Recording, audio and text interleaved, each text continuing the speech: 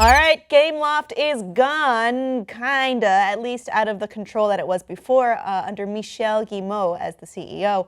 He is the brother of Guillemot, who is the CEO of Ubisoft, which has been run and operated by the brothers for about 30 years.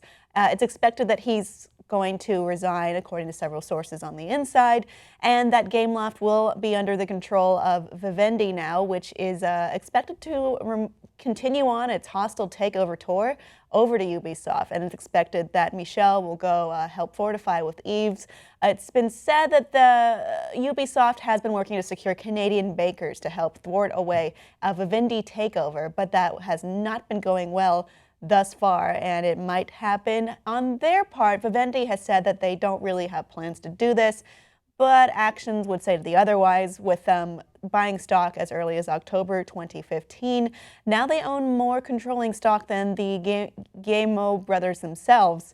So it goes on to, I think we can all make the educated guess that Vivendi is going to attempt a hostile takeover of Ubisoft, with them thwarting them or attempting to thwart them at every turn. In their rejection of Vivendi, the Gameloft board of directors released some notes that were pretty scathing, specifically pointing to Vivendi's, I guess you could call it a failure, to hold on to Activision and Blizzard, or now Activision Blizzard, back in 2004. The recent sale of Activision by Vivendi illustrates its lack of strategic vision in the long term in the gaming industry. Moreover, the unfavorable trend of revenues and profitability of Activision over the last years, during which the group was held by Vivendi, illustrates its lack of knowledge of value creation levers in the gaming industry. And you may remember Vivendi Games, which did control all of the Blizzard titles at the time, and also, I believe, Spyro and Crash Bandicoot and a few other notables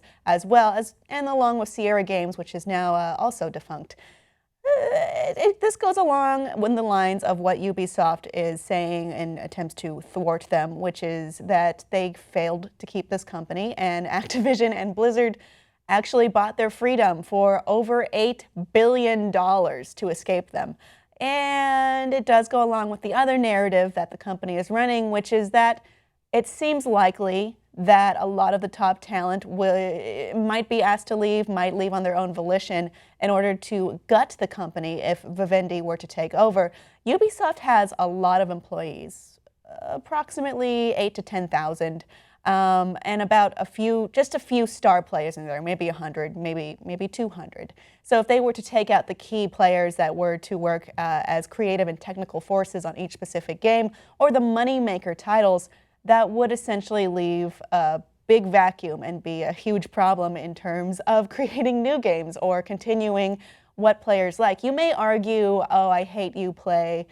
Ubisoft hasn't made a good game in a while, but you can't really argue that they're good at selling games. The division sold very well, making $300 million very quickly, I think within the first few weeks of its opening, and it did pretty well. I don't know if that would continue if you were to get the top talent. There were some notes to the otherwise, that would be that Vivendi would be good for Ubisoft in general. We are going into a very competitive part of the console cycle, and despite Ubisoft's efforts to expand like Activision and EA have, the company is still heavily dependent on hits. It doesn't have an Assassin's Creed iteration this year, and it isn't in a position to acquire market share like Activision's King purchase. So if a deal could be structured where Ubisoft sees an influx of capital to invest in its diversification strategy, and Vivendi takes a hands-off approach, it might not be a bad thing for the company. That comes from Christine Arrington of IHS Technology, and she told that to Eurogamer. I don't really like part of that argument, which is one, that there isn't an Assassin's Creed iteration this year. I mean, I think it's good that there isn't an Assassin's Creed iteration this year. Core gamers of the Assassin's Creed series have noted that the last few haven't been up to par. I mean, when you ask people what their favorite Assassin's Creed is, it's usually along the Assassin's Creed 2 area, probably maybe the original one as well. And it did need to take a year off of its release a game every year strategy in order to save the brand, in order to fix it. So I thought that was a great move on their part and not necessarily a sign of weakness. I think it shows a greater sign of a commitment to the franchise and making it great and making it what it's supposed to be in the hearts and minds of the people who, at one time at least, loved the games.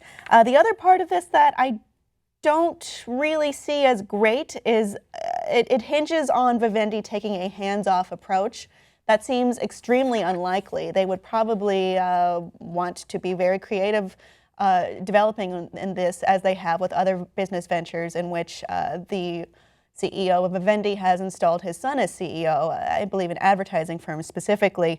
Vivendi is expected to appoint a majority of directors to the Gameloft board at the shareholders meeting later this month. Ubisoft's next shareholder meeting is not slated until September, so that's months from now. There's probably going to be a lot of fighting before we get to that point, a lot of back and forth. It's still kind of open, up in the air, whether or not buying this, or rather, more aptly putting it, hostily taking over Ubisoft would actually be good for them. I'm leaning toward no at this point. The hands-off approach, whether you agree with it or not, is generally a good way to lead creative directors and creative forces when making a game that is memorable and ends up being beloved. You may feel differently, though. Let me know below in the comments, and please like and subscribe for more.